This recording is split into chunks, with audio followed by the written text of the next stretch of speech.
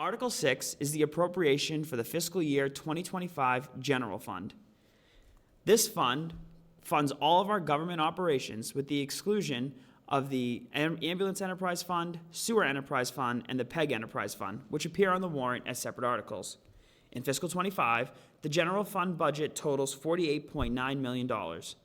The budget represents modest increases in areas that we determined were important, like turning a part-time IT position into a full-time position, turning a part-time highway administrative support position into a full-time position, increasing the general fund contribution to roads by $50,000, and restoring a part-time administrative support position within the fire department. Most notably, fiscal year 2025 is the first year that the town will have an interest payment due on the middle school debt. As you may remember, town meeting and the town election authorized a debt exclusion for the construction of the new middle school. In November of 2022, and again in November of 2023, the town did a short-term borrowing on the project to continue the cash flow while we constructed the building.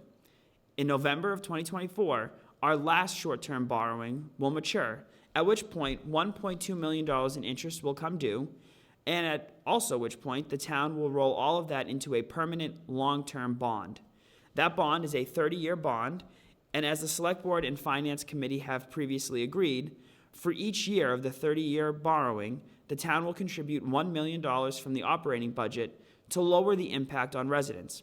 However, because that bond will not go into effect until fiscal year 2026, this first interest payment, again totaling $1.2 million, will be distributed via the debt exclusion that was approved, which appears on top of your regular tax bill.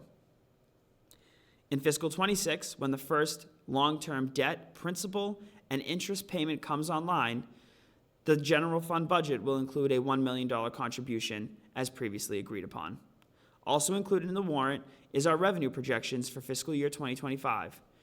For all of our revenue projections, we take a very conservative approach, which helps us maintain growth where necessary, but protects our financial interest, which helps us get better bond ratings, which also helps get better interest rates, and certainly prevents us from finding ourselves in the same situation that many of our neighboring communities are in.